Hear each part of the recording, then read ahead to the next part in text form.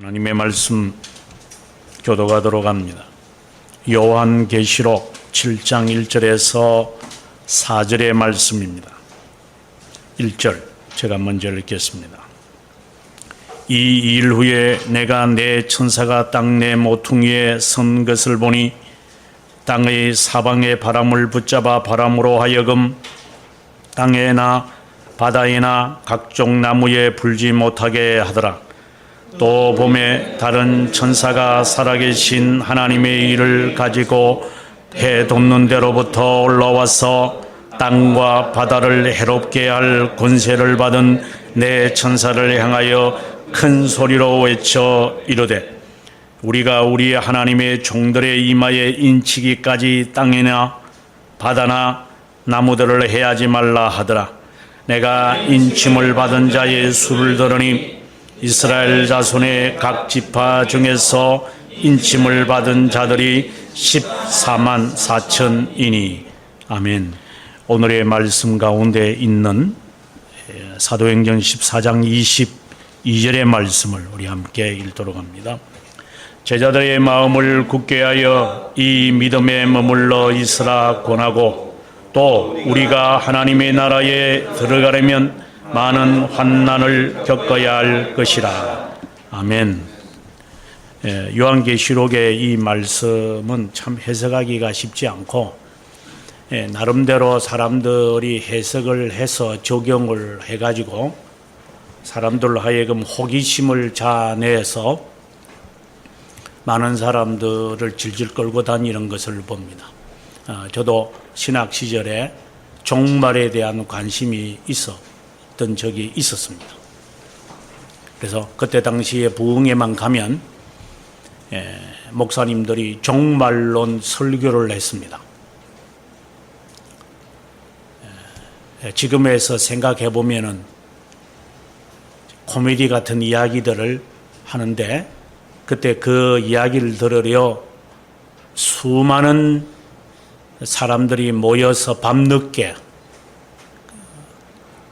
까지 그 설교를 들으면서 그 종말에 관한 이야기에 대한 해법을 찾으려고 마치 그 쪽집게 강의하는 것처럼 새벽에 줄 서서 앞자리에 앉아야 강사의 강의를 많이 듣고 많은 것을 알아듣는다 싶어서 새벽에 밤잠을 설치면서 찾아가는 고시생들이나 다를 바 없는 것처럼 마치 고시생처럼 하나님의 그 말씀을 들으면서 삶의 해법을 찾아야겠다고 생각을 하면서 많은 사람들이 여기에 부흥회하고 마치면 저 교회에서의 부흥회, 저 교회에서 마무리하면 또 다른 교회, 그래서 평일날에는 부흥회를 쫓아다니고 그리고 주일에는 교회에 오고 이러한 시절을 70년대에 60년대와 70년대의 제 기억 속에 여전히 지금 잔상으로 남아 있습니다. 그때 들었던 칠판 갖다 놓고 목사들이 앞에서 이렇게 쏟아내는 이런 입냄새와 같은 종말론 강의를 많은 사람들이 거기에 도취되고 하곤 했습니다. 지금에 와서 신학적으로 증명해 보면 도루묵이다 하는 생각을 해봅니다. 새빨간 거짓말쟁이들이 사람들의 마음을 훔쳐먹은 도둑놈들이었습니다. 지금도 이단들이 하나님의 이 말씀을 자기 해석을 하고 그 궁금증을 풀기 위해서 몰려들고 쫓아다니고 무슨 해법을 마련했던 것처럼 그래서 쪽집게 강의를 듣는 것처럼 교회에서 강의하고 설교하는 것은 몸이 건조해서 이제 그런 데 쫓아다니면서 남이 알지 못하는 유출되어지는 문제를 알았다는 식으로 이렇게 학원에 쫓아다니면서 학교의 수업 시간에는 잠을 자고 학원의 강사가 최고인 양 수십억을 벌고 있는 이 학원 강사들, 모든 자는 아니겠지만 일부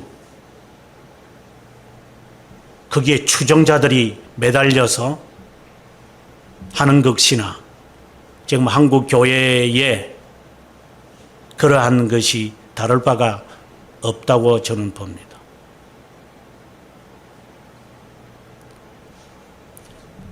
제가 20대 때는 학교보다도 학원의 명성들이 있었습니다.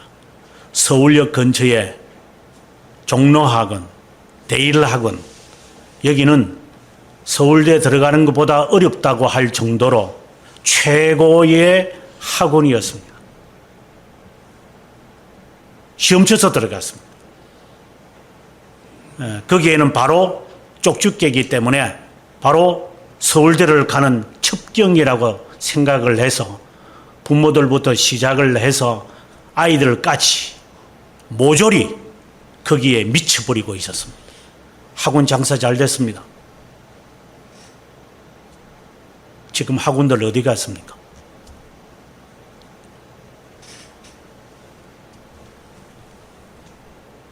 마치 하나님의 이 말씀을 쪽집게처럼 이야기한다고 해서 여기저리 전전긍긍하면서 말씀을 사모한다고 하면서 쫓아다니는 사람들, 여기에서 만족 못해서 저기 가서 만족하려고 그러고, 그래서 교회 오면 꼬박박 잠만 자고, 수업 시간에는 선생님이 하는 강의는 맛이 없어서 집에서 주는 밥은 짜릿하지 못해서 전화 걸어서 배달 음식을 먹는 자와 다를 바가 무엇이 있겠어요?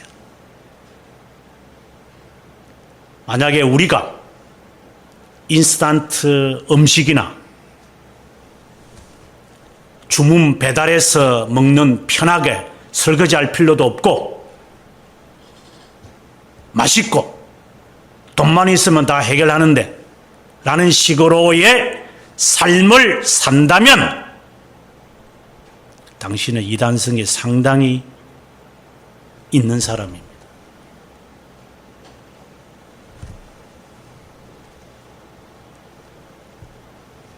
사람들은 자기가 노력해서 하려고 하지 않습니다. 1925년도 저희 나라에 선교사로 오셨던 독일 선교사 로만 카톨릭 신부입니다. 동영상을 찍은 것을 한 두세 번 봤습니다. 거기에 보니까 제 어릴 때 모습은 전혀 없지만 일본 강점기 시대였는데 그 여성들과 남성들이 열심히 일하는 것을 봤습니다. 지금 배가 불러가지고 햄스트링을 하지, 그들은 아예 처음부터 햄스트링을 하고 있었어요. 밭에 가서 건강하게 앉았다가 일어났다가 앉았다가 일어났다가, 지금은 돈 주고 하죠. 그들은 돈 벌기 위해서 했어요. 비타민 D를 먹을 필요도 없이 하루 종일 햇빛을 맞았기 때문에 건강할 수밖에 없었어요. 지금 사람들을 한번 보십시오. 내 자신을 한번 보십시오. 우리는 이 몸뚱아리 하나도 제대로 건사 못합니다. 그런데 신앙은 건사할 것 같습니까? 저는 의심이 듭니다.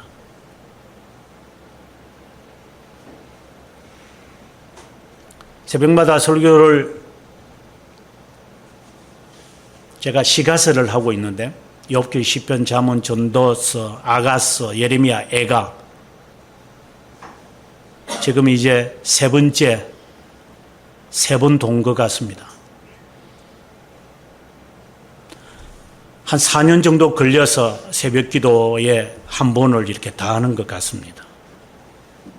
제가 하면서 지금까지 하면서 물론 또 4번째 돌겠죠.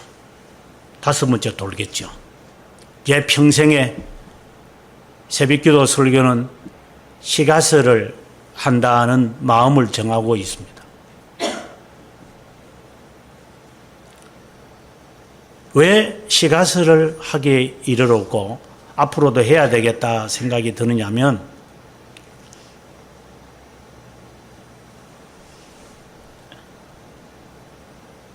사람을 외모로 판단은 못하죠, 실제로.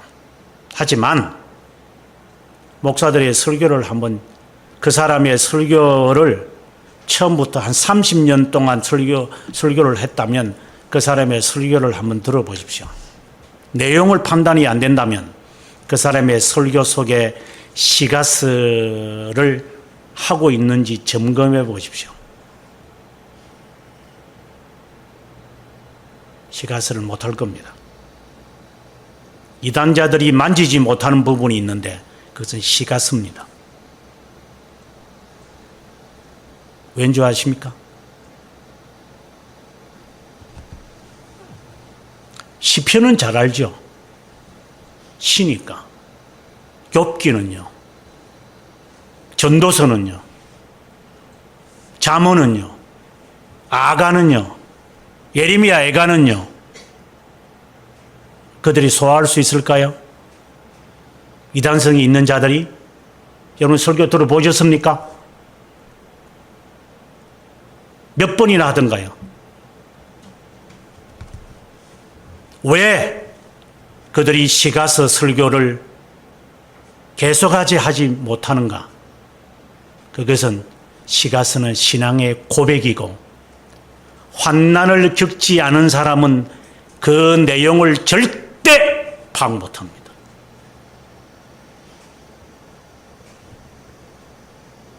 시가서 해석은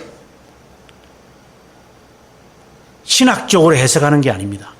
삶으로 해석하고 거기에 신학이 덤으로 오는 겁니다. 시가서의 이 전체를 읽고 또 읽고 되새기고 곱씹고 숙고하고 묵상하고 그 마음을 명상하고 반추하고 하는 속에서 흘러나오는 진리가 있는 겁니다. 우리 자신도 마찬가지예요.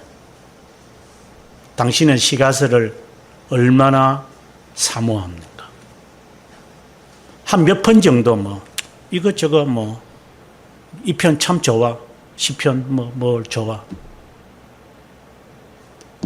시가서에서 우리에게 주고 싶어 한 그 멜로디의 그 음을 들을 수 있습니까? 저는 교회 역사를 공부하면서 존경받는 교부들, 신앙의 선배들이 한결같은 공통점이 있어요. 그것은 시가서 설교입니다.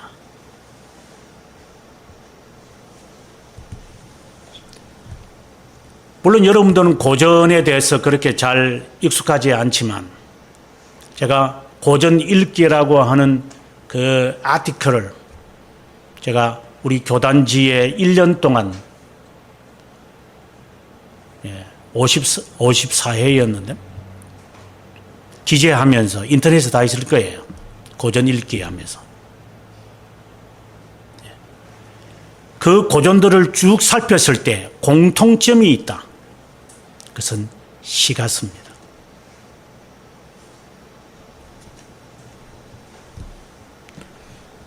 저는 그 책들을 쓰면서 느끼는 게 왜 이들이 시가서를 저렇게 사모할까? 또 제 자신이 설교하면서 시가서야말로 절정이구나. 신앙 고백이기 때문에. 신앙 고백서를 가르치지 않는 교회, 그리고 신앙 고백서를 담당하지 않는 사람이 시가서를 언급하지 못하죠. 시가서와 신앙 고백은 동반자이기 때문에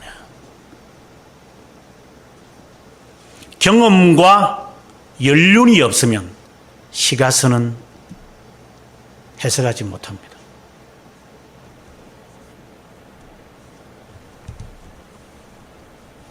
시가서가 우리에게 주는 가장 큰 교훈은 견뎌야 된다. 견인입니다. 그 견인을 그들이 하면서 그것을 시로 그들은 읊어냅니다. 반복하면서 내면을 살피면서 어둠의 세력을 직시하면서 곧 죽을 줄 알면서도 손해볼 줄 알면서도 어려움을 닥치는 줄 알면서도 그것을 성화하기 위해 그들은 시를 쓰는 겁니다. 그것은 기도요, 고백이요, 노래지. 딴따라들처럼 앞에서 시끄럽게 냄비뚜껑을 두들기라는 게 아닙니다. 그것은 고백이지. 영혼 깊은 곳에서 흘러나오는 시였지. 마이크 붙잡고 화음을 맞추라는 노래가 아닙니다. 견인을 하는 자는 이 시가서의 의미를 알고 있는 거예요. 오늘의 이 말씀의 제목은 14만 4천 명입니다. 매우 궁금한 이야기입니다.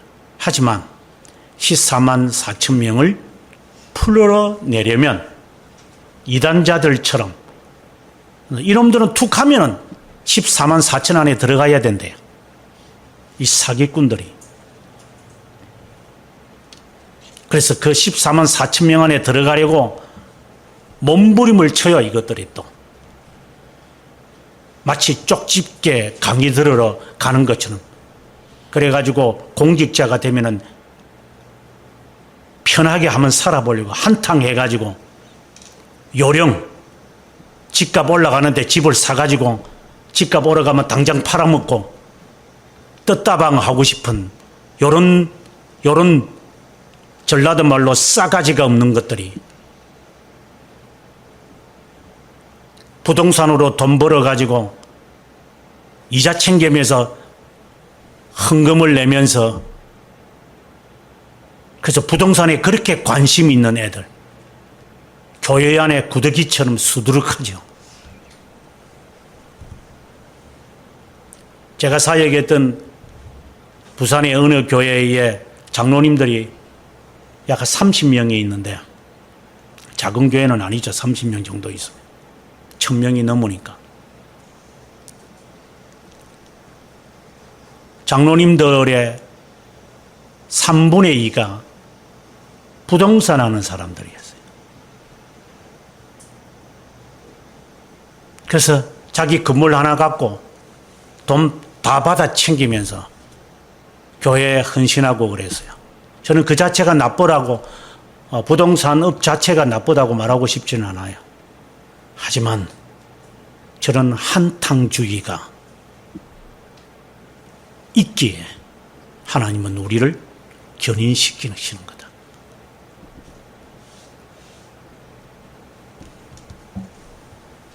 어쨌든 한번 세게 한번 노력해가지고 평생 한번 가자. 이런 요행을 바라는 자들. 그런 자들을 하나님은 걸러내실 겁니다. 그게 견인이라고 그럽니다. 용두삼이라는 말이 우리 한국 사람에게 딱 적절한 거잖아요. 초전박살.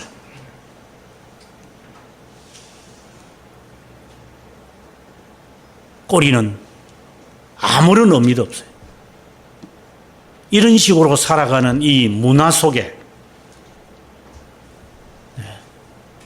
성실하게 살아가는 신앙인이 얼마나 드물까 생각을 해봅니다. 요행만 가르쳐주는 쪽집게 설교가 듣기 참 좋죠. 지금은 교회가 사라졌지만 제가 미국에 있을 때에 돈이 많아가지고 TV에 항상 설교에 나오는 애들이 많았어요. 제가 애들이라는 것은 목사들을 말합니다. 그 애들 가운데 우리나라도 그렇지만 그런 애들의 설교를 들으면 정말 감동적인 것 같아요. 그 중에 아직도 지워지지 않는 설교 제목이 있는데 신앙의 ABC예요. 그래서 저는 신앙에도 ABC가 있나. 나는 접에는 사과와 비트와 그리고 홍당무가 있다는 것을 당근이 있다는 걸 알았는데 아니 믿음에도 ABC가 있나? 이렇게 그러면서 비타민 ABC처럼 신앙의 긴요한 이제 바이타민이죠. 그들은 바이타민을 우리들에게 소개해요. 이렇게 말장난하는 애들. 그래서 교회 팔아먹고 지금은 로만 카톨릭으로 바뀐 크리스탈 캐시드럴.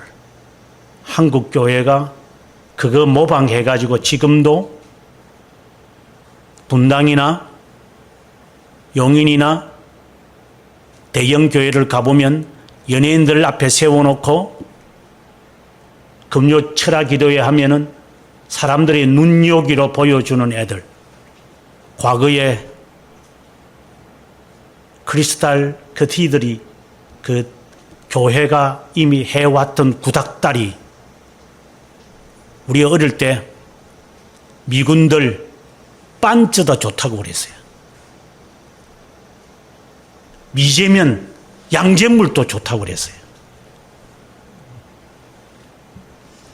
그것처럼 그런 애들이 휘젓고 간 그 사이에 구정물이 일어나는 것도 모르고 한국교회의 몇몇 애들은 그걸 흉내내고 있는 실정이죠.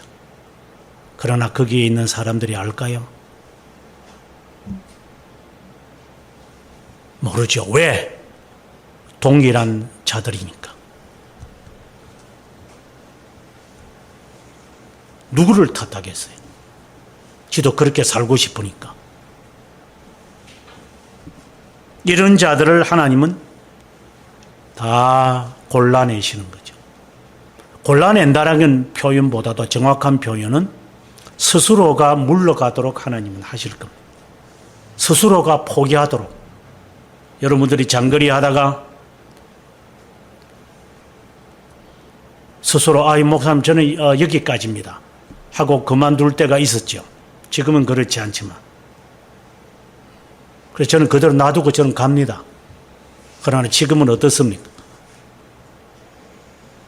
여러분들은 해낼 수 있었죠. 스스로 일어서서 그 길을 완주하십시오. 의리 있게 내가 옆에 어깨 동무하고 같이 갈까요? 그러면 할 수 있을 것 같습니까? 할 수 있는 사람인데 그렇게 제가 해줘야 됩니까?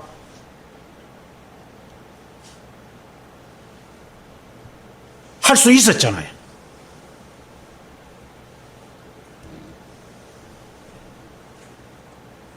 할 수 있는 사람은 하는 거죠. 중간에 포기하는 사람은 항상 포기하겠죠. 견인은 그와 같은 겁니다. 요한계시록 전체는 바로 견인을 향하여 살아가는 사람들을 향하여 주는 메시지입니다. 종말이 아닙니다. 만약에 요한계시록을 보고 종말로 해석하는 자가 있다면 언제든지 뒷걸음치십시오. 그는 사기꾼일 가능성이 많습니다. 이 말씀은 결론적인 말씀입니다. 앞에 있는 내용은 하나도 모르고 결론만 보고 종말이라고 한다면 그는 틀림없이 사기꾼일 겁니다. 이거는 종말에 관한 이야기가 아닙니다. 종말은 항상 우리에게 주어지는 거죠. 종말이 시기적인 종말이 아니라 삶의 종말일 수도 있는 거죠. 지금도 종말을 맞이하는 사람이 있고 이런 것이니까. 무슨 현상을 바라보고 종말이다. 이제 예를 들어서 코로나 하나님의 징벌이다. 회개해야만 한다. 이제 좀 있으면 어떤 일이 발생할 줄 모른다. 이렇게 엄포를 주라고, 엄포를 내리라고 요한계시록을 인용하면 안 됩니다. 요한계시록은 그런 말씀이 아니기 때문입니다. 그런데 제목 자체가 계시록이다 보니까 묵시라는 뜻을 갖다 보니까 사람들이 핍박 시기에 이 묵시가 우리에게는 용기가 되고, 왜? 악인들은 심판을 받고 의인들은 휴거를 당해가지고 건짐을 받는다. 이런 말씀이 굉장히 통쾌하니까, 또 그들에게는 정말 이 묵시가 정말 깨닫지 못했던 것, 눈에 보이는 이 지금 참혹한 이 현실 이면에 있는 어떠한 세계를 보게끔 만드는 그런 묵시들이 그들에게 필요했죠. 그러다 보니까 이 말씀들이 그들처럼 우리는 종말로 보기가 쉬워요. 만약에 그렇다면 시편을 보죠. 시편도 항상 심판과 복수의 이야기가 계속해서 반복해 있는데, 그것은 보지 않고 종말에 대한 시점에만 관심이 있는 애들, 거기에 관심이 있는 사람들일까? 그렇게 하는 교주들과 똑같다고 저는 봅니다. 저는 용서가 안 됩니다. 유유상종이니까 끼리끼리 놀잖아요, 사람들은.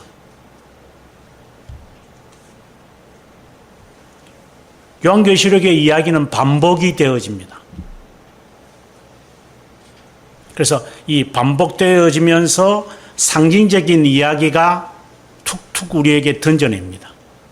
그것을 가만히 숙고하면서 이 말씀을 음미하지 않으면 이 말씀을 해석하기 어렵습니다. 그래서 묵시라고 하는 겁니다. 비밀을 펼쳐 보이기 때문에 묵시가 아니라, 예를 들어서 우리가 4장부터 하늘에서 일어난 이야기가 지금 전개되어집니다. 그 이야기나 욥기 1장의 이야기나 다를 바가 뭐 있어요? 심판에 대한 이야기가 있는데 시편에서 나타나는 심판과 다를 바가 무엇이 있어요? 계속적으로 그 말씀들이나 같은 내용의 말씀들인데, 그래서 이 요한계시록은 반복하면서 상징적인 것을 우리에게 던지면서 지금까지 창세기부터 여기까지 되어진 이 말씀들을 다 떠올려서 이제 이 말씀을 해석해야만 합니다. 그렇지 않고 쪽집게처럼 하는 애들은 문제 형태만 바꾸어버리면 해석이 안 됩니다. 중국의 한 명과 영국의 같은 느낌인데, 영국의 아이하고 칠판에 가서 이제 수학 문제를 풀게끔 한 동영상이 하나 있었어요. 아주 문제는 간단했어요. 15 곱하기 3. 근데 중국 애는 간단하잖아요. 답을 석 쓰고 나왔어요. 근데 앞에 나갔던 서양애는 한참 하고 있는 겁니다. 간단한 건데 3, 5, 15, 3, 1은 4, 45.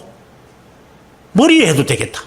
근데 이놈은 동그라미를 치면서 피자 가르는 식으로 셋으로 다 나누어 가지고 15개를 셋으로 나누어서 다 카운트해 보니 45 하고 썼습니다. 여러분, 어느 게 옳습니까? 3, 5, 15, 3일은 4. 45가 나은 겁니까? 아니면 바보같이 동그라미 쳐서 피자 자르는 식으로 세 토막 하나, 둘, 셋, 넷 하면서 하는 것이 바보입니까?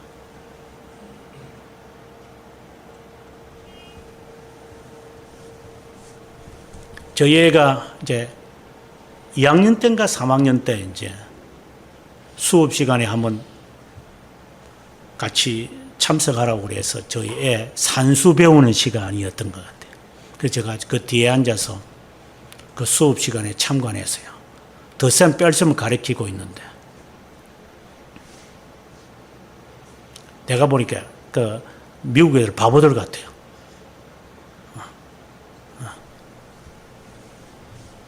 3 더하기 2, 3 빼기 2, 이걸 설명을 얼마나 어렵게 하는지. 그래서 제가 집에 와서 그랬어요. 보고마, 간단하다, 이거. 하니까, 아니야, 아빠. 우린 그렇게 안 배워. 아빠 어떻게 그렇게 할 수 있어? 그렇게 하면 안 돼. 이렇게 해야 돼. 아니, 간단하다니까! 구구단 외워가지고 딱 계산하면 답이 나와. 곱하기 나누기. 뭐 복잡하게 동그라미 그려가지고 이렇게 하고 있어. 그냥 간단해. 그냥 머리들이 나쁜 게 너희들을 보니까. 아니야, 아빠 그러면 안 돼. 그럼 어떻게 하라는 거야? 하나하나 씹어야 돼, 아빠. 그리고 답을 만들어내야 돼. 저는 지금도 이해가 안 돼요. 미국에서 목회할 때 저희 교인들 가운데 한 부부가 지금 같으면은 노름하는 데죠. 강원랜드처럼 거기에서 이렇게 표 나눠주는, 그러니까 돈 받는, 계산하는. 그래서 누가 얼마를 걸었고 누가 얼마의 칩을 걸었고 이걸 다 보고 이것은 안 됐으니까 이 사람은 합격돼, 이 사람이 성적이 좋으니까 곱하기 얼마에서 하는 것을 이 미국 애들은 잘 못한대요. 자기는 잘한대요. 딱 보면 안 돼요. 그냥 7명, 8명 앉아있으면 이게 얼마다 곱하기 얼마로 환산해서 칩을 몇 개 주면 된다. 톡톡톡이 딱딱이에 던진대요. 그래서 월급을 많이 받는데요. 한국 사람들은 머리가 좋대요. 내가 보니까 머리가 좋은 게 아니라 요령 있는 애들이라. 머리가 좋으면 지금까지 노벨 문학상이나 노벨 평화상을 하나도 못 받았나?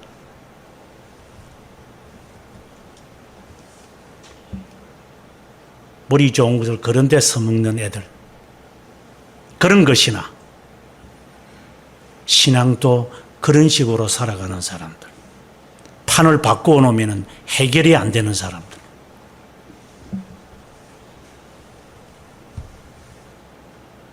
오늘의 이 말씀을 왜곡시켜서 어느 이단 단체가 지금도 사용하고 있죠. 1980년에서 1987년까지 14만 4천 명에 들어오면은 그 사람들만 구원받는데요. 그래서 많은 사람이 올 줄 알았는데 1987년이 됐는데 600명밖에 안 찼어. 그러니까 실망이 되어가지고 다 떠나가지고 남아있는 것은 40명.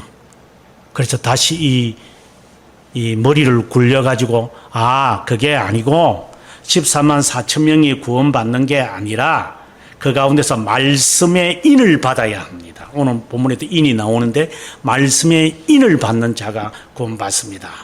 이렇게 해가지고 10만 명이 13만 4천 명이 돼야 되는데 안 되니까. 그리고 이제 한 2004년이나 2005년도 되어지면 이 사람들이 좀 많이 왔던 것 같아요.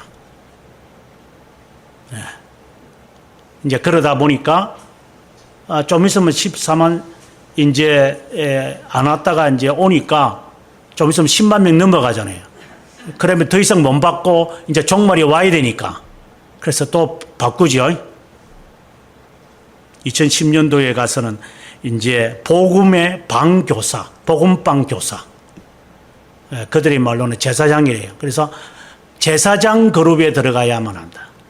그래서 처음에 사람들이 안 오니까 사람들을 오게 하려고 이 사람들이 머리를 짜는 게 뭐냐면은 통합을 이루어야 된다. 그래서 사람들을 모아갖고 사람이 이제 차니까 이제는 복음의 인을 받아야 한다고 하는 그룹을 하나 만들었고, 이제 10만 명이 넘어가니까 이제는 복음방 교사가 14만 4천 명이 돼야 되고, 그 사람들을 통하여 온 인류가 구원을 받는 겁니다. 라고 14만 4천 명을 이상하게 왜곡시키는 이단이 나타난 거죠. 재밌습니다. 14만 4천 명이 어떤 의미를 가지고 있기에 오늘의 이 본문이 우리들에게 주는 것인가? 그것을 제가 해석하려고 합니다. 오늘의 이 말씀은 14장과 연관을 가져야 됩니다. 14장에도 가보면 14만 4천 명이라는 이야기가 나와요. 앞서 말씀드린 대로 반복한다는 말입니다. 공통성이 있습니다. 1절에서 4절까지의 오늘 본문 7장 1절에서 4절까지의 이야기에 어떻게 보면 전체의 하나의 윤곽이에요. 4명의 천사가 사도 요한 앞에 이제 서 있습니다. 4명의 천사가. 이거는 내 바람이라고도 그럽니다.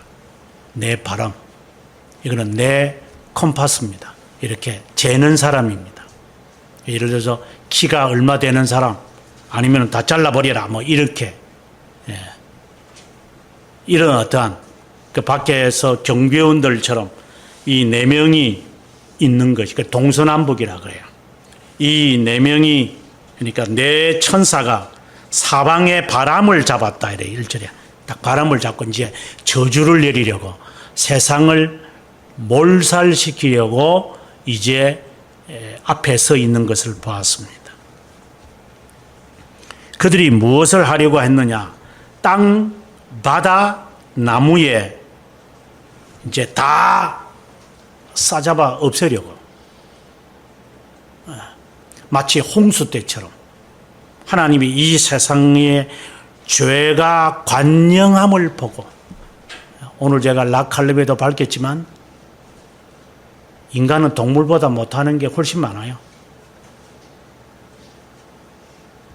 차라리 동물이 더 인간보다 나아요. 그래서 저는 동물을 1000마리 키우는 사람들, 이런 사람들을 한편으로는 부러워요.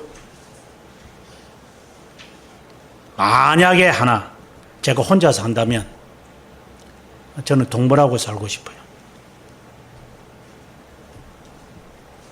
인간이 싫다 이 말입니다.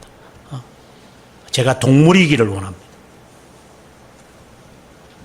그만큼 동물에게서 배울 게 너무 많다.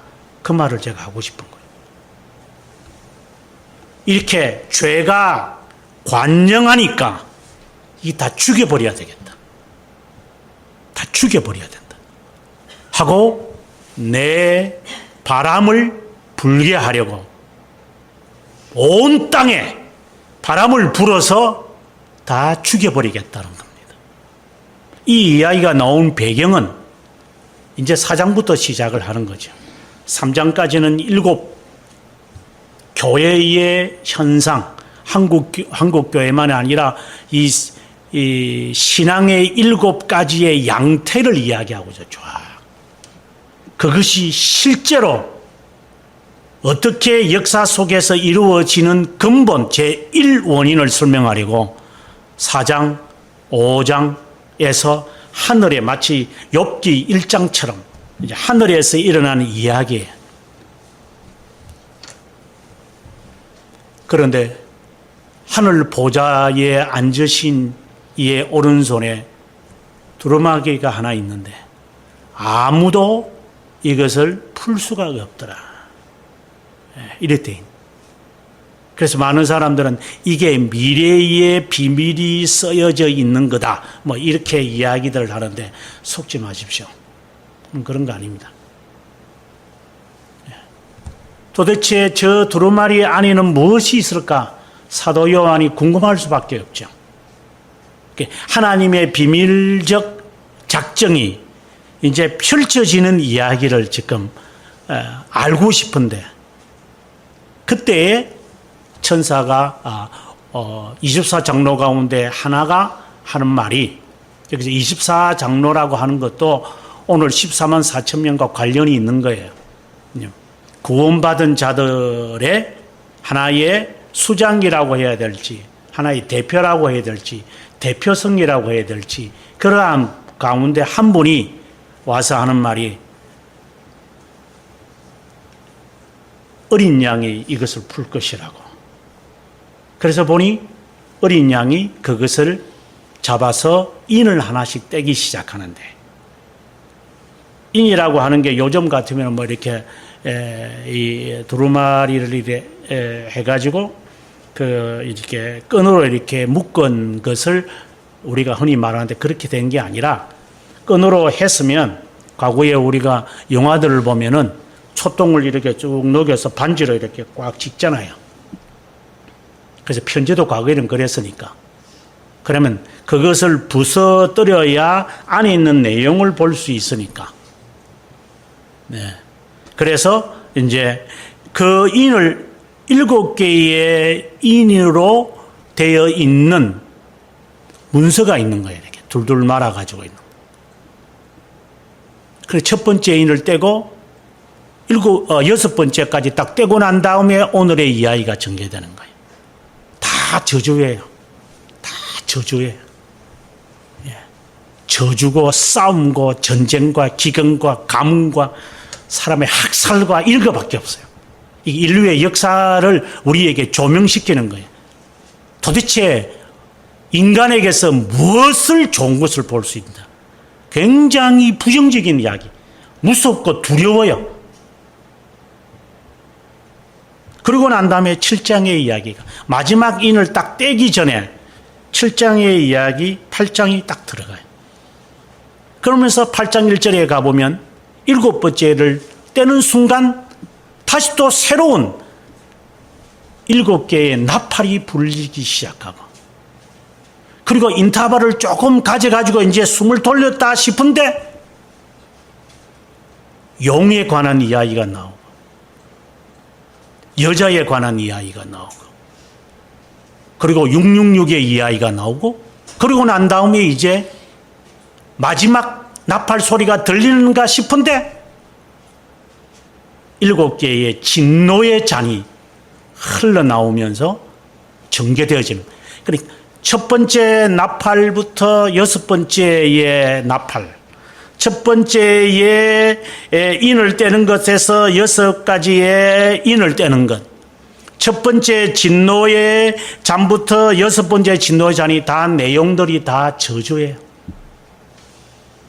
이 말은 하나님이 세상을 향한 진노라고 보셔야 됩니다. 열매 맺지 않는 나무를 다 찍어내버려라. 우리 다 신앙생활을 하지만 여러분, 우리가 뭐 남긴 게 뭐 있어요? 저도 마찬가지지만 우리 모두가 도대체 뭐 하고 살았어요?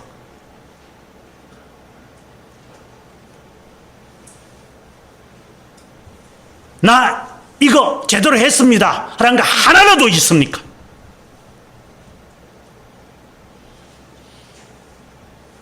하나라도 있으면 하나님 앞에 자랑할 수 있겠죠. 죽어야 돼.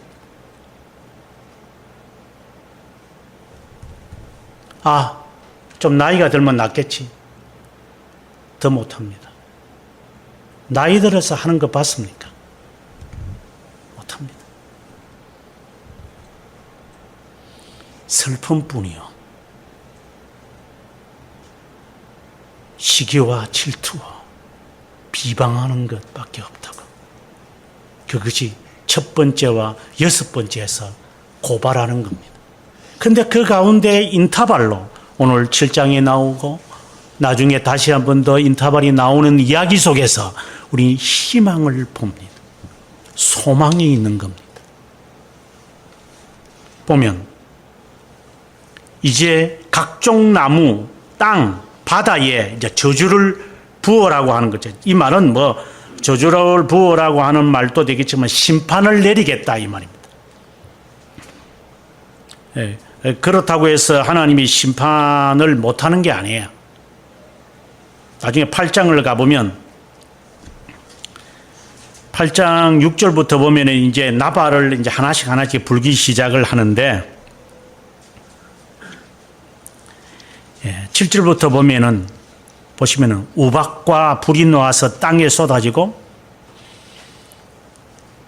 그리고 나무에 뿌려져서 다 타버리고 산에 뿌려져서 바다에 다 던져지게 되고 하나도 남김없이 다 썰어버립니다.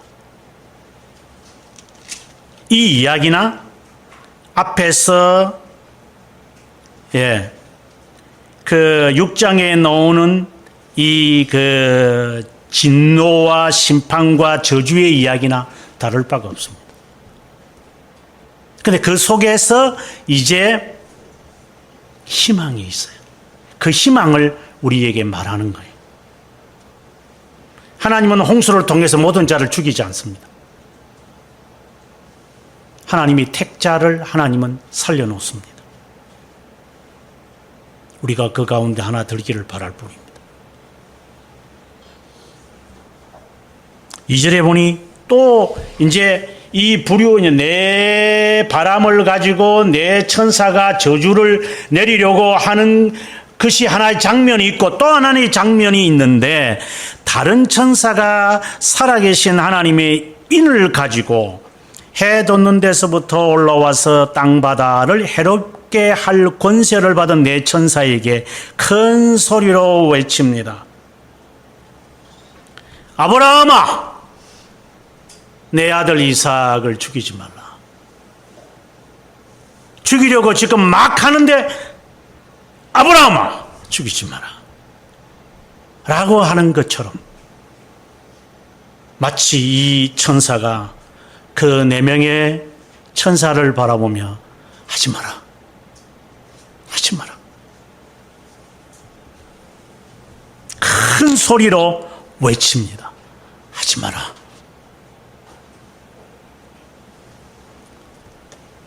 (3절에) 가서 우리가 우리 하나님의 종들의 이마에 인치기까지 하나님의 종, 하나님의 선택된 자를 말합니다. 이마에 인칠 때까지는 땅과 바다와 나무를 해하지 마라. 땅과 바다와 나무? 무엇을 말합니까? 우리가 사는 삶의 현장의 이야기들입니다.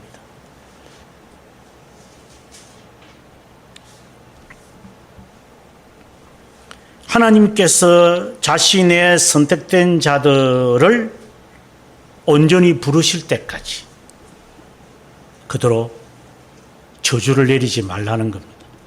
그대로 놔두라는 거예요. 굉장히 조심스럽게 해석해야 될 부분이죠. 4절에 가서 인침을 받은 자의 수를 내가 들었는데 14만 4천이다. 굉장히 궁금한 숫자가 등장합니다. 5절부터 8절에 14만 4천 명의 정체를 말하는데 하나 특이한 게 있습니다. 2 지파가 빠졌습니다. 하나는 에브라임이고 하나는 단 지파입니다. 이거는 우리가 해석할 수 없습니다. 왜 단 지파가 빠졌는지 우리는 알 수가 없습니다. 그리고 왜 에브라임 지파가 빠졌는지 우리는 알 수가 없습니다.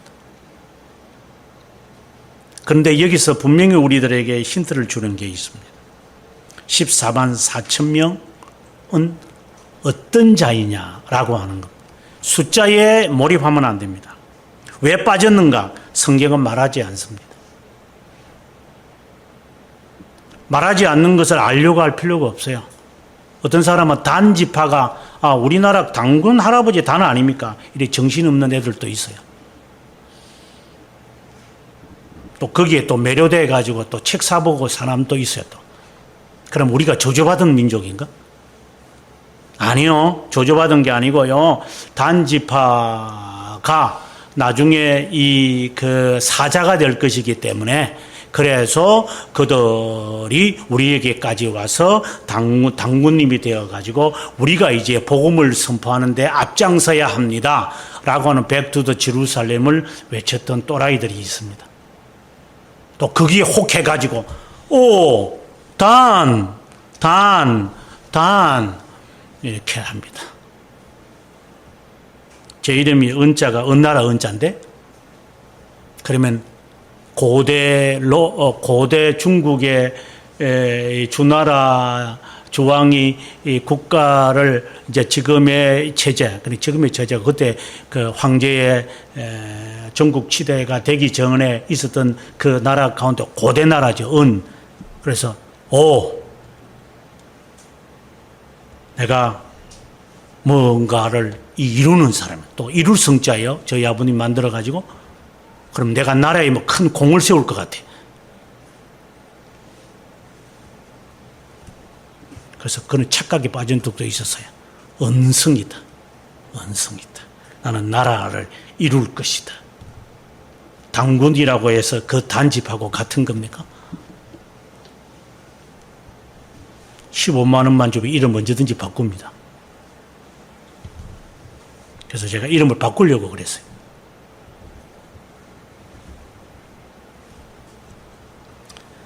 단지파가 왜 빠졌는지 뭐 신학자들이 여러 가지 이야기하지만 별로 의미가 없는 거예요. 그러면 에브라임 지파는 왜 빠졌지? 별로 의미가 없는 거죠. 중요한 것은 그것에 있는 게 아니라 14만 4천 명의 정체가 무엇이냐는 겁니다. 예를 들어서 13절에 가보면 장로 중 하나가 응답하여 나에게 말하되 흰옷 입은 자들이 누구며 어디서 왔느냐. 그들이 다 흰옷을 입은 사람들이거든요. 여기 보면 9절에 이 일 이후에 내가 보니 각 나라와 족속과 백성과 방언에서 능히 셀 수 없는 큰 무리가 나와 흰옷을 입고 종려나무 가지를 들고 보좌 앞에 어린 양 앞에 서서 그렇다 했을 때 그러면 그 흰옷 입은 사람들이 누구겠느냐? 14만 4천 명이죠. 그 부리에 속하는 사람이 숫자를 생각하지 마십시오. 그러면 그들이 누구냐? 하니까 저는 모르겠습니다. 당신이 아시지 않겠어요? 라고 하니까 14절에 하는 말이 그가 나에게 대답하기를 큰 환난에서 나오는 자들이 어린 양의 피에 그 옷을 씻어 희게 한 사람이다. 이 말씀의 의미는 아실 거예요. 환난을 견딘 자이다. 견인한 자를 말하는 거죠.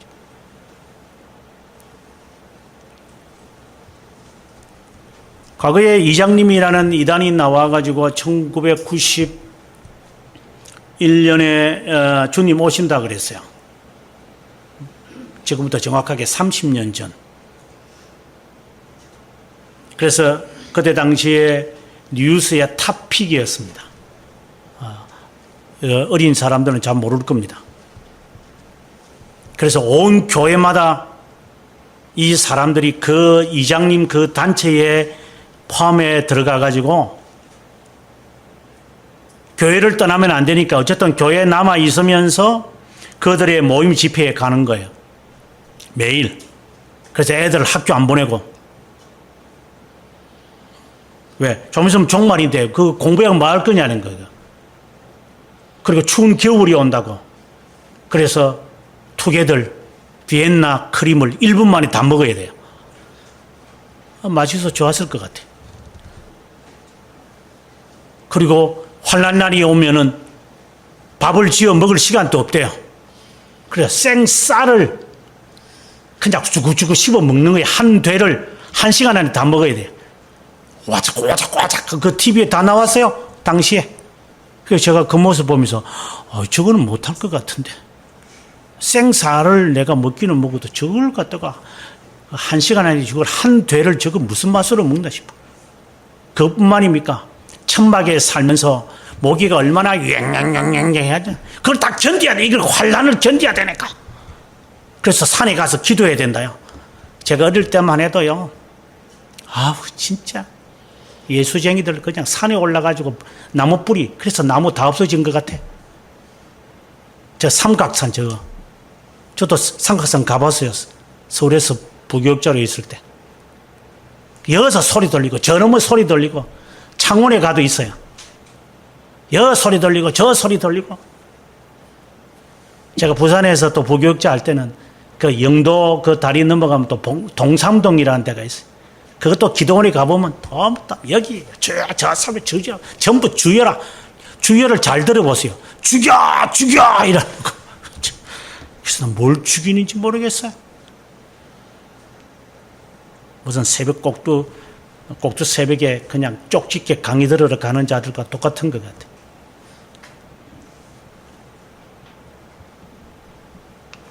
그 환란을 말할까요? 이게요. 핍박의 시기를 한번 보면 그들은 250년 동안 견디내는 겁니다.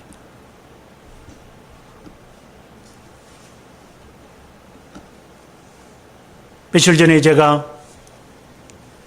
1인 방송에서 이야기할 때 바돌로뮤 대학살에 대한 이야기를 하기 전 파시 대학살이 먼저 있었어요.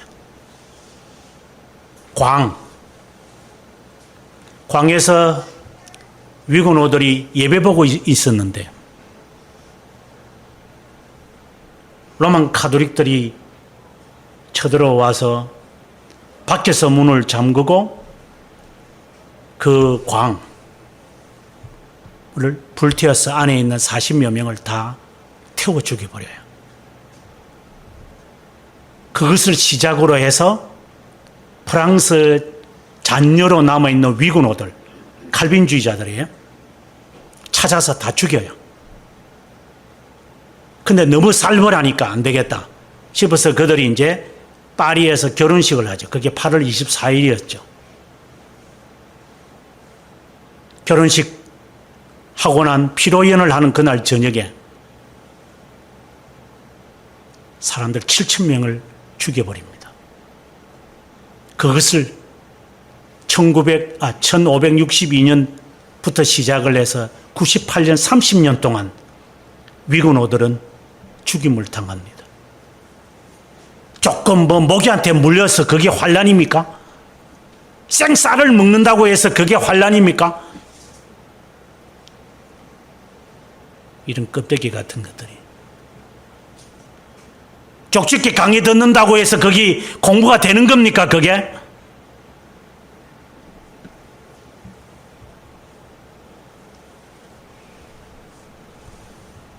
이런 파렴치한 인간들.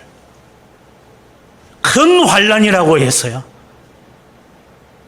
상상할 수 없는 이 환란을 그 가운데서 그들이 견디면서 지냈다. 어린 양의 피로 그들의 옷을 적시면서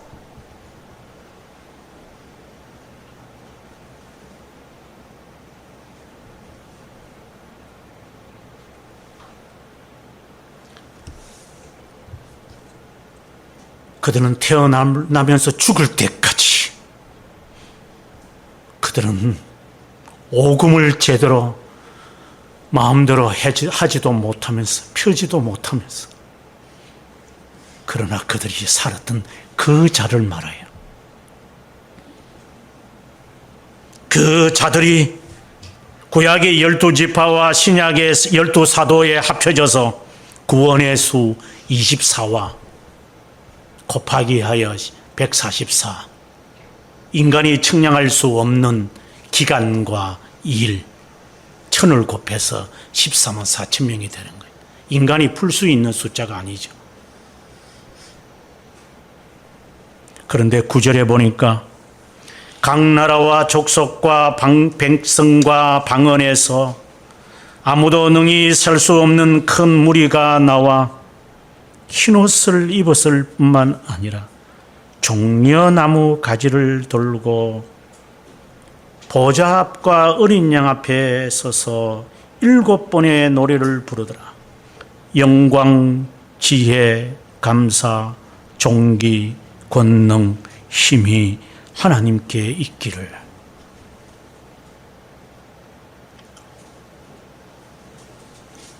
메시아 찬송을 여러 번 하면서 이 부분이 나오면 저는 그냥 막 제 몸이 그냥 오싹합니다.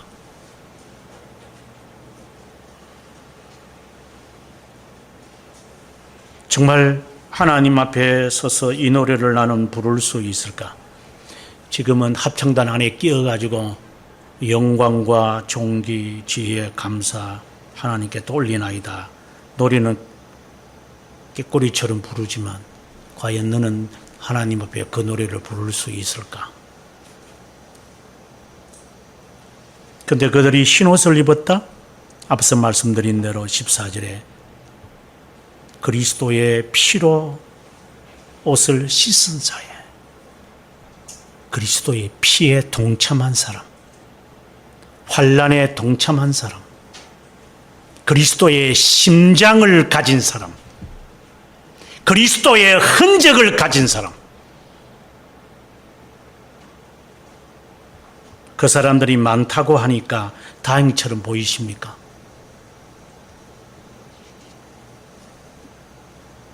다행이면 큰 다행입니다. 그러나 아닙니다.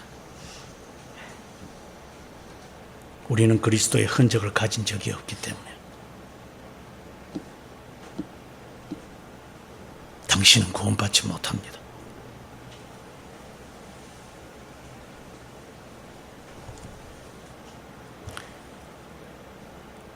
흰옷을 입었을 뿐만 아니라 손에 종려나무를 들었어요. 종려나무? 오늘 우리가 시편 92편을 우리가 교독을 했는데 거기는 종려나무의 성격을 잘 말하고 있어요. 여기 보면 92편 7절에 악인들은 풀같이 자라고 악을 행하는 자들은 다 흥왕할지라도 영원히 멸망하리라. 9절에 가서 여호와여 주의 원수들은 패망하리이다. 정녕 주의 원수들은 패망하리니 죄악을 행하는 자들은 다 흩어지리이다. 하지만 12절에 가서 의인은 종려나무같이 번성하며 레바논의 벽향목같이 성장하리로다. 이게 무엇을 의미합니까? 예수 그리스도가 예루살렘에 입성하실 때에 사람들이 종려나무를 들고 호산나 호산나라고 했어요. 무엇을 의미합니까? 자신들의 옷을 벗어서 그 나귀 밑에 깔았어요. 종려나무를 들면서 호산나 주의 이름으로 오시는 이여 찬송받을지어다. 무엇을 의미할까요? 여러분 영화를 좋아하십니까? 칸느 영화제에서 상품 줄 때 그 모양이 뭡니까? 종려나무의 모습입니다. 황금 종려상이죠. 가장 존귀한 상이죠. 왜 그들이 그것을 줍니까? 종려나무를 여러분 들고 있습니까? 종려나무를 들고 주님을 맞이할 수 있을 것 같습니까? 종려나무는 우리나라의 대추나무라고 생각하시면 됩니다. 그러나 대추보다 더 큰 사과만한 크기, 내 주먹만한 크기의 대추가 달린다고 생각하십시오. 놀라운 것은 이들이 사막에서 자라납니다. 그래서 이스라엘 백성들이 엘림을 지나가다가 사막을 지나가다가 이 70그루의 이 종려나무가 있는 것을 보고 오아시스죠. 거기에서 그들이 쉬었다. 그래서 사막에 사는 사람들은 종려나무는 그늘이 있어서 거기에 사람들은 쉬어요. 열매를 따먹고. 종려나무는 꺾어가지고 불에 집어넣어도 살아남아요. 아시겠어요?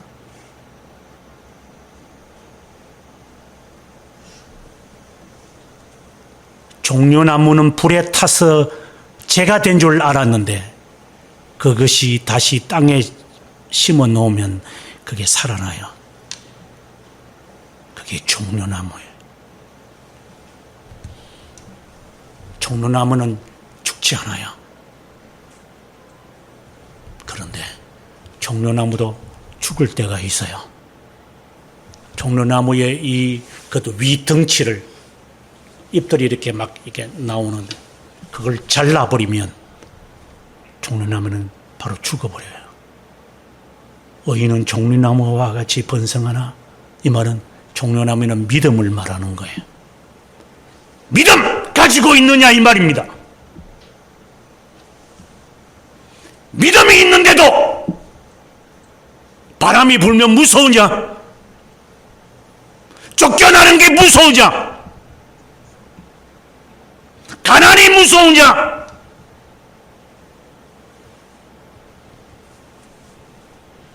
거지가 되는 게 무서우냐? 종려나무는 그런 거 아니에요. 꺾여도 살아남아요. 그리고 그 나무 아래에 있는 사람들에게 열매를 주면서 그들은 살아남아요. 이스라엘 백성들은 40년 동안 그 종려나무 그늘에서 피곤하면 그들은 위로를 받으며 생기를 얻으면서 살아남았어요. 의인은 종려나무다. 너희도 그렇게 살아라. 그 종려나무를 가지고 주님 앞에 서는 거에 믿음으로 서는 거예요. 도대체 너는 어떤 믿음을 가지고 있는?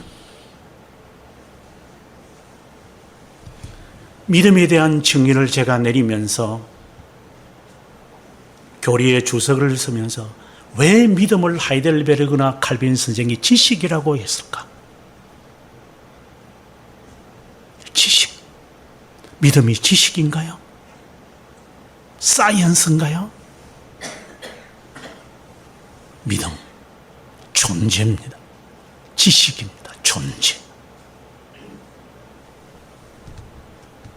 오늘 제가 기도하면서 하나님의 존재에서 우리에게 비춰진 하나님의 실존 앞에 우리의 실존을 보이며 우리의 존재를 찾으라 그랬어요. 하나님 앞에 존재 대 존재로 서는 거죠. 그런데 하나님에 대한 존재도 알지 못하면서 하나님 앞에 서겠다고요? 실력도 없는 것들이, 쪽집게 강의만 듣고 시험 치는 놈들이, 문제 형태만 바꾸면 떨어지는 놈들이 시험에 합격하겠다고요? 그따위로 신앙생활 해요? 요령을 피우면서 학원 다니면서 얻은 실력 가지고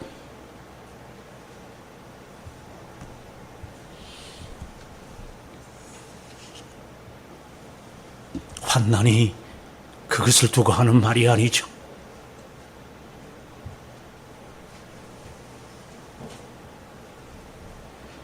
그것을 한 번, 두 번 하고 그만둘까요?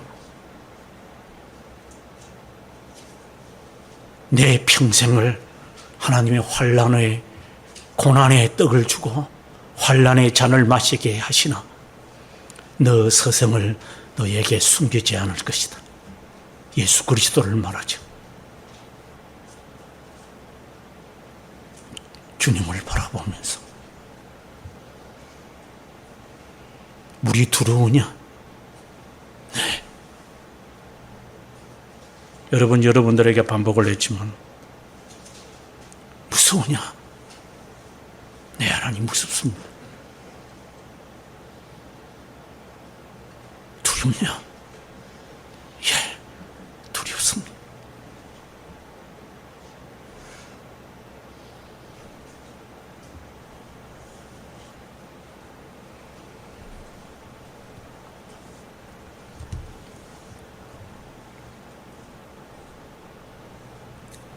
여러분도 그렇게 한번 해보시지요.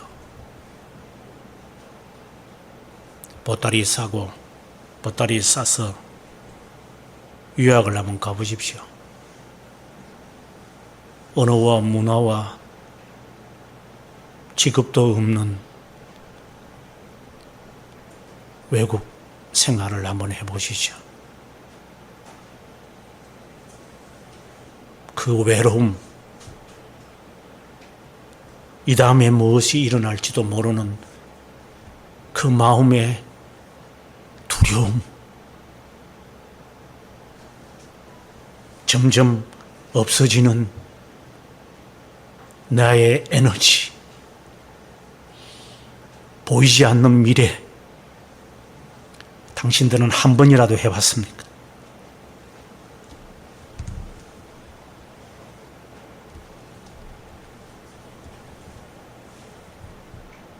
당신들은 눈물을 흘리면서 짠 내 눈물의 맛을 보면서 빵을 먹어봤습니까? 저는 수없이 먹었습니다. 그때마다 저는 다짐합니다. 하나님, 기어서라도 가겠습니다.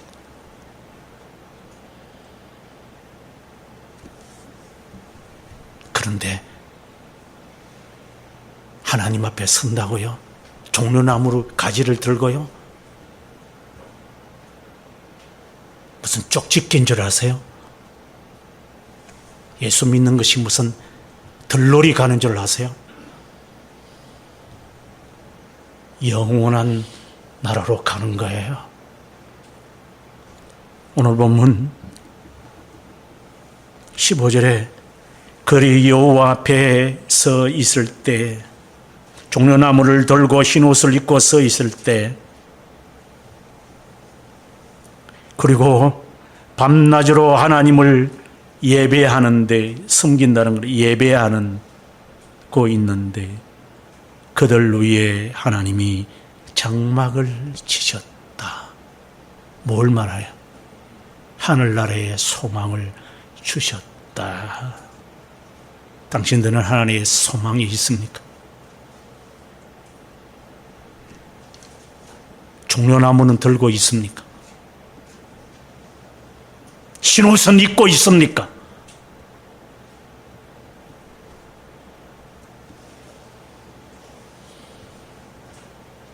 크리스찬에게 해석자가 하는 말이, 당신 이 그림을, 이 여행을 끝날 때까지 머리에서 지우면 안 됩니다. 이 그림에 있는 저 남자가 바라보는 것은 하늘입니다. 하늘을 항상 쳐다보십시오. 그리고 그가 오른손에 들고 있는 것은 하나님의 말씀입니다. 말씀을 놓치지 마십시오. 잠시라도. 그리고 당신과 함께하는 분이 있음을 잊지 마십시오. 크리스찬은 실패하죠. 힘들다가 언덕에 올라와서 힘들다가 가슴에 있는 하나님의 말씀을 떨어뜨리고 말죠. 그것도 모르고 그냥 올라가기만 하면 되는 줄 알고, 그래서 올라가서 이제 휴 살았다 하고 잠을 한참 자고 일어났는데, 어느 성에 들어갔을 때 성을 지키는 천사가 하는 말이, 당신 출발하실 때 받았던 것 없습니까? 있었지. 그거 잊어버리지 말았는데 여기에 놔뒀는데 없다. 그러면 못 들어옵니다. 그럼 어떻게 하죠? 돌아가세요. 돌아가세요. 그래서 그는 다시 되돌아오면서 어디에서 잃어버렸는지 그는 찾기 시작을 합니다. 그리고 찾은 후에 다시 그곳으로 옵니다. 그때 천사가 하는 말이 뭐라고 합니까? 잊어버리지 마십시오.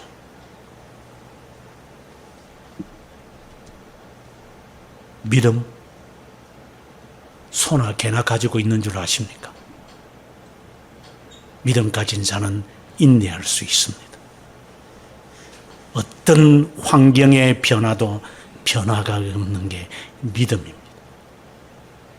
종려나무처럼 사막일지라도 그들은 죽지 않습니다.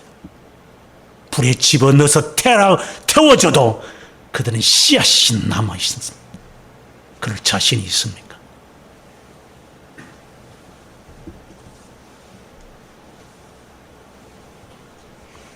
그리고 난 다음 17절에 보좌 가운데 앉으신 어린 양이 그의 목자가 되어 생명수 샘으로 인도하시며 하나님께서 그들의 눈에서 눈물을 씻어 주실 것이다. 오늘의 이 말씀을 읽으면서 떠오르는 말씀이 에스겔 47장이었습니다. 에스겔 47장을 보면 이제 그의 예언의 마지막입니다. 내가 보았는데 바깥 성전이 아니라 바깥 성전에 내가 남쪽에서부터 올라갔습니다. 물이 성소에서 나오는데 동쪽 문을 향하여 가다가 남쪽으로 흘렀다가 다시 동쪽으로 향하는 것을 보면서 저는 성소의 문 안 남쪽으로 들어가서 북쪽으로 나오고 난 다음 북문으로 나오려고 했는데 나올 수가 없어서 다시 남쪽으로 방향을 틀었고 동쪽으로 나왔습니다. 남쪽으로 나왔습니다. 그때 한 천사가 하는 말이 이 물을 따라가라. 1,000척을 재고 건너가라. 1,000척을 재고 건너가더니 발목에 이르렀습니다. 천사가 또 하는 말이 1,000척을 재고 건너가라 하였기에 물이 허리에 찼습니다.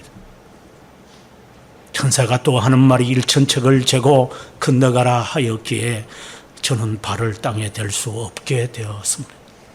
그 물이 흘러가는 곳마다 산천초목은 푸르게 변했습니다. 무엇을 말합니까? 1,000척, 1,000척 시련의 시간입니다. 그 시련을 통하여 나는 그만큼 성장했는가요? 무슨 성장이 있었습니까?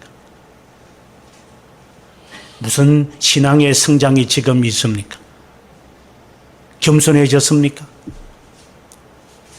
더 나아진 게 뭡니까? 하나님 앞에 십자가 가까이 더 간 적이 있습니까? 돌베개를 해본 적이 있습니까? 주님의 그 가슴에서의 숨소리를 들어보셨습니까? 이 말씀을 읽으면서 통곡을 해보셨습니까? 찬송을 부르면서 지극을 보았습니까?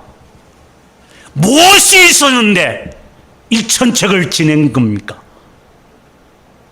도대체 어떤 신앙을 이런 신앙으로 이야기합니까? 이런 것 가지고 천국 간다고요? 소나 개가 차라리 천국 가겠습니다.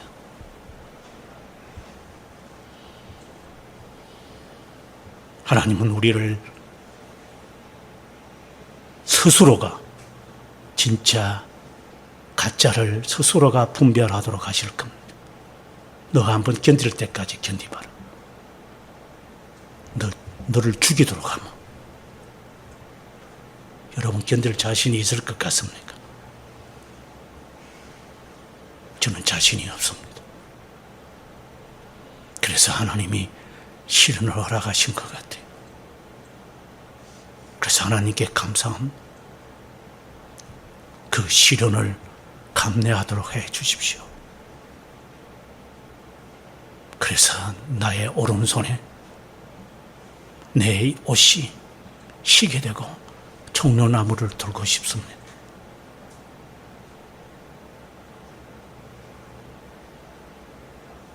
그 시련의 기간이 1,000척이 되더라도 하나님, 저는 이 풍랑이 일어나야 더 빨리 갈 겁니다. 한두 번 환난을 겪고 이겼다고 자만에 빠지지 마십시오. 죽을 때까지 그것을 견딜 만한 자신이 있는지 스스로 판단하십시오. 그 자만이 14만 4천 명에 들어가는 겁니다. 영원하신 하나님 아버지, 허다한 우리들이 속이고 죽이고 재간과 요령으로 살아가는 세상에서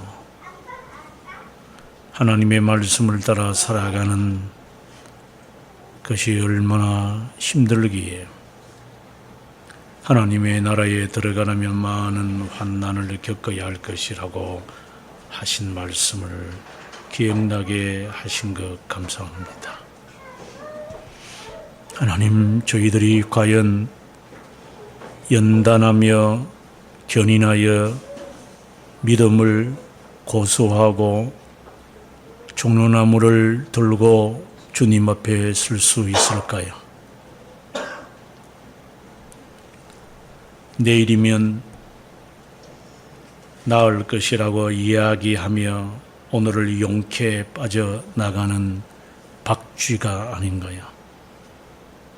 내일 일은 내일 염려할 것이고 오늘의 것으로 즐거워하라고 하신 말씀, 오늘을 감사하고 내일 하나님의 것임을 인정하지 않고 내일의 염려를 자신의 것인 양 염려하며 계산하며 타산으로 살아가는 살아가 되지 않기를 주 앞에 기도합니다.